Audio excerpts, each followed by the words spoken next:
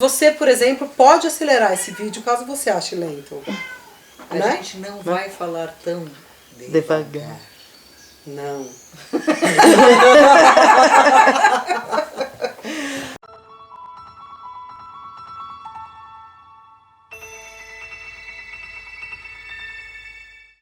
Nós estamos em Onde é que estão, que eu não vou revelar onde é, porque é um lugar secreto para onde a gente foge com a nossa ídola. Essa é a nossa ídola. Exatamente. Ídola.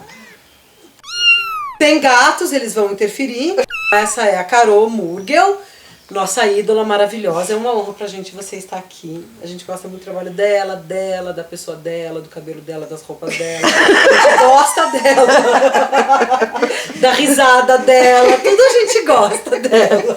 A recíproca é verdadeira. Bem-vindo ao Mundo Segundo Ana Roxo. Que o nome é só fachada, porque quem manda é a Tati mesmo. Eu já preparava. Porque ela é importante, ela não é que nem a gente faz graduação. Entendeu? Ela é doutora. Pós-doc! Pós-doc! Em história! É uma pessoa rara, historiadora, coisa que tá em falta. Tá né? em falta, vai acabar. Não temos mais história. Não tem, nas acabou. escolas. É. Então também ela é desempregada, quem quiser. Então, Carol, fala um pouco sobre o seu trabalho. O trabalho mesmo chama Cartografias da Canção Feminina, Compositoras Brasileiras no século XX. Tem um crítico da Folha de São Paulo, Pedro Sanches, que fez uma crítica anos atrás, em 96, que me deixou bastante irritada a princípio e depois isso acabou servindo como me instigar a trabalhar o que eu trabalhei. Ele dizia que as mulheres compunham, eram poucas as mulheres que compunham, ele faz um lapso entre Chiquinha Gonzaga, Dolores Duran e Maísa. Quando você pega e diz que desde Chiquinha Gonzaga tem um lapso até Dolores Duran e Maísa, Chiquinha Gonzaga começa a compor em 1860, Dolores Duran e Maísa vão nos anos 50, são 90 anos de lapso para uma das poucas coisas que as mulheres faziam, que era tocar piano. É óbvio que isso você tem que ter um recorte de classe também. Né? Elas não podiam estudar, mas podiam tocar piano. Era impossível elas não terem composto nesse tempo. E por que só Chiquinha Gonzaga? E por que chegamos direto em Dolores Duran e Maísa? E aí foram várias coisas que eu fui pensando em cima dessa crítica que ele fazia. E ele usa termos como a aventura de compor, como se a criação, que é uma coisa comum na literatura, que a criação não fosse um trabalho das mulheres. Isso acontece na literatura. A Virginia Woolf, no livro que é o meu livro de cabeceira, Nasceu Menina, Bota no Berço, que chama Um Teto Todo Seu, ela vai fazer, em 1928, ela vai fazer uma palestra sobre as escritoras. A forma que ela trabalha, primeiro para levantar as escritoras, o trabalho que ela tem com isso é monstruoso. E ela vai percebendo como as coisas são vistas entre homens e mulheres. Então, assim, que naquela época, ela fala em 1928, tem havido escritoras de muito valor. As pintoras já é mais difícil você encontrar pintoras reconhecidas.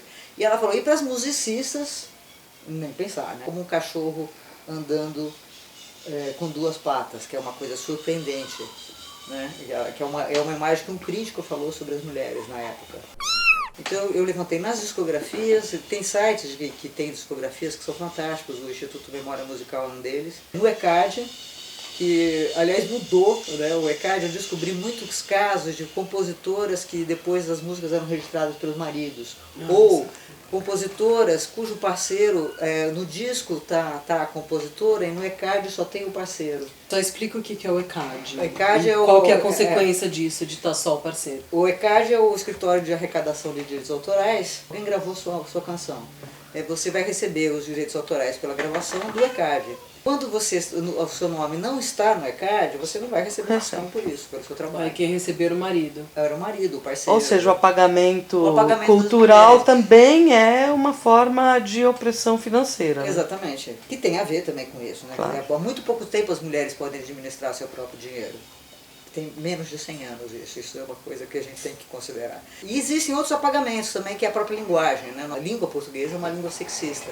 Tem uma professora do Instituto de Letras, que eu fiz um curso com ela é filósofa, na verdade, ela é da PUC São Paulo também, que é a Jeanne Marie Gagnaban. E aí a Jeanne Marie também escreveu um texto lá nos anos 80, que ela falava sobre alguns dos problemas em relação à linguagem, e o grande problema, assim, mais facilmente visível é a questão do plural, né? Então, quando você vai falar sobre a história dos compositores brasileiros, você está incluindo as mulheres. Só que as mulheres não estão nessa história. Com isso as mulheres somem. Então nesse plural masculino, quer dizer, aqui nesse caso não, porque nós estamos com uma gata, então nós somos elas mesmo, mas se tivesse um homem, nós éramos eles, né? Nós seríamos imediatamente mandados para o masculino. E nisso as mulheres têm um apagamento na história. Fora isso, você tem uma dificuldade de estudar as mulheres, que é uma coisa que a Virginia Woolf já provocava nesse livro, né? Ela achava que todas as mulheres que chegam a uma boa universidade têm obrigação de estudar outras mulheres. E você vai procurar nos discos, então tá lá, B. Silva. Você nunca vai pensar que é uma Beatriz Silva, você vai achar que é um Benício Silva, qualquer coisa do gênero. No ECAD você consegue ver o nome. Quando você tem a sorte da música ter sido registrada no nome da compositora, você conseguia ver se era homem ou mulher. Óbvio que essa pesquisa hoje com a internet é muito mais fácil, porque você tem como botar o nome da pessoa e descobrir se é homem ou mulher, eventualmente, né? Só que assim, uma coisa que era para ser só do século XX, acabou alcançando o século XIX e um pouco do XXI, porque vai aparecendo das compositores e eu fui colocando. Quantas pessoas deu no final? 7.500. 7.500 compositoras. E a pessoa diz que foi Chiquinha Gonzaga e Dolores Duran. Foi no 7.500, sendo assim, porque eu parei. Eu tinha que fechar o meu relatório final para a FAPESP, então eu parei. Porque são muito mais do que isso. Músicas famosas, por exemplo, que a gente conhece, mais conhecidas, que são atribuídas a homens e que não são. Meu copo d'água, tenho sede, e essa sede pode me matar. A letra é da Anastácia. A música é do Dominguinhos, mas a letra é da Anastácia. Do Gil, que o Gil gravou também, Eu Só Quero um Xodó, também é da Anastácia. Chiclete com Banana. Eu, na minha ignorância, achei que era tudo do Gil mesmo. A música inaugural da Tropicália, que o Gil sempre falou, que é Chiclete com Banana, a letra é da Almira Castilho. E a música é do Gordurinha. Essa música, até hoje, essa semana eu encontrei isso, um comentário dizendo: o Mira Castilho disse que essa música também é do Jackson do Pandeiro, porque foi o Jackson que gravou primeiro. Não, o Gordurinha, eu já tinha dito milhões de vezes que a música, que o Jackson nem estava perto, que fora ele e a Almira Castilho compuseram a canção. Durante tempos, ficou num dos maiores dicionários online, aparecia assim: ela assinou tantas músicas enquanto esteve casada com Jackson do Pandeiro. E essa, como a gente sabe que a linguagem não é neutra, o assinou significa que ela não compôs, né? Depois que o Jackson que colocou no nome dela. Fiz a Cama na Varanda, que ela inclusive era muito gravada como já domínio público, que é outro problema que as mulheres vão encontrar. Não tem autoria, vira domínio público ou tradicional, né? E aí não recebe direito autoral. Exatamente. Isso acontece muito com samba, com as músicas populares, de samba de roda, essas coisas. Ciranda. Tem uma música que a Clara Nunes cantava, que falava: essa ciranda que me deu foi Lia, que mora na ilha de Itamaracá. A Lia não está como autora da música. Essa outra música já foi gravada como Barate, já foi gravada como domínio público, tradicional, como várias formas. Então, você vê que as mulheres não são apagadas mesmo. E existe a coisa da coletividade. O mais famoso caso de apagamento, provavelmente, vai ser da Tia Seata, que seria uma das autoras do primeiro samba gravado, que é Pelo Telefone. Primeiro ele saiu só no nome do Donga, no registro na Biblioteca Nacional no nome dele, depois ele registrou como Donga e Mauro Almeida, que era um jornalista que tinha falecido. Lançou a música, publicaram, dizendo que essa música, uma notícia no Jornal do Brasil, dizendo, já em 1917 mesmo, dizendo: essa música é da Tia Seata, é do senhor, é de não sei quem, e colocaram vários.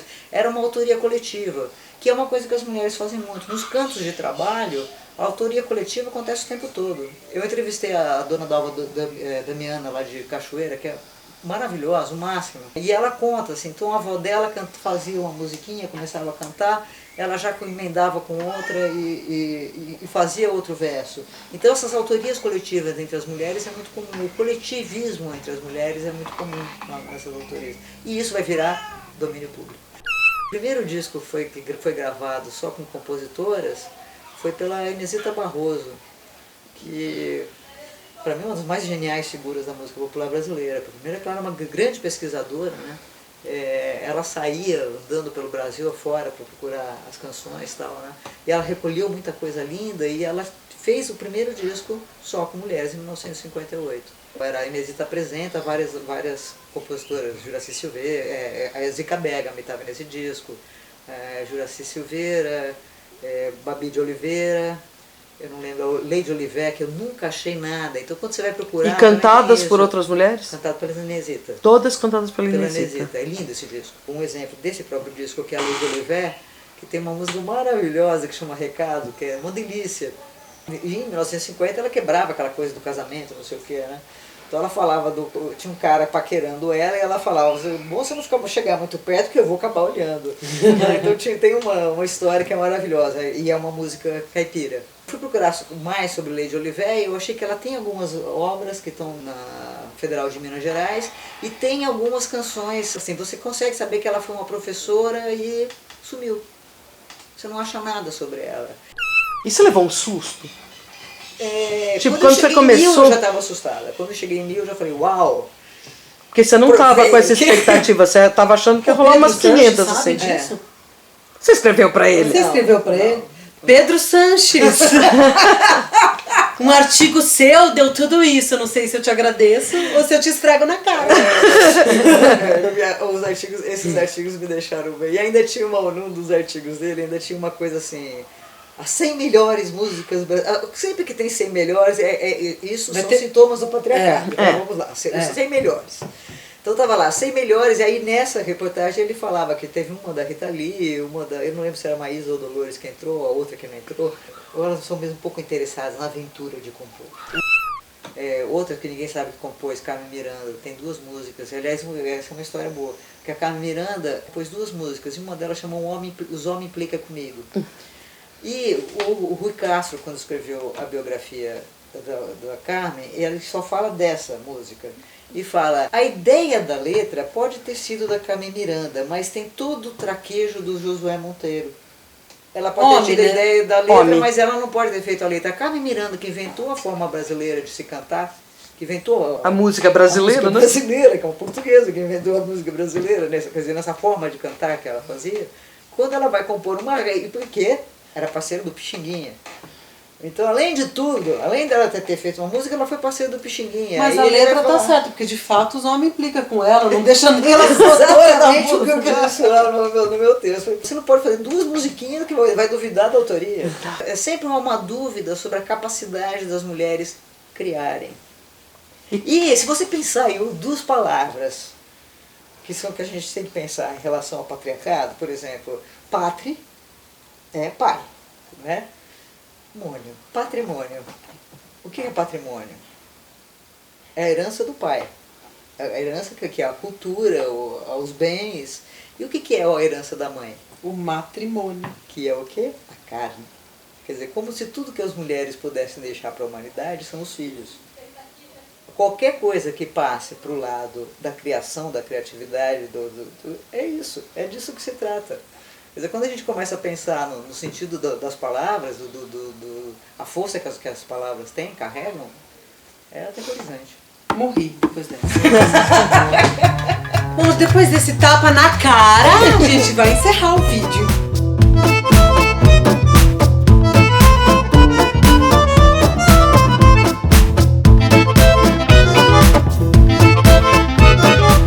Ô, Carol, onde que a gente pode... Tati, você não viu falar que a gente vai encerrar o vídeo? Onde a gente encontra a cartografia? Eu tenho o site antigo de música, que é o MPBNet, e eu coloquei nesse site, então, que tá compositoras.mpbnet.com.br. Vou linkar na descrição do canal. Tá lá, é o metade. Não, metade. Eu tô na letra A, no começo da letra A. Só que como eu tô fazendo isso, obviamente, sozinho, acabou a bolsa. Que volta pro começo do vídeo, que ela é historiadora. Acabou a bolsa, acabaram as bolsas em geral. Acabou as aulas de história. Acabou as aulas de história e o que tá sobrando é o site mesmo. Então acho que você pode abrir uma linha de patrocínio. Ou patrocínio, não sei mais como me referir a isso. Obrigada, Carol. Prazer, queridas.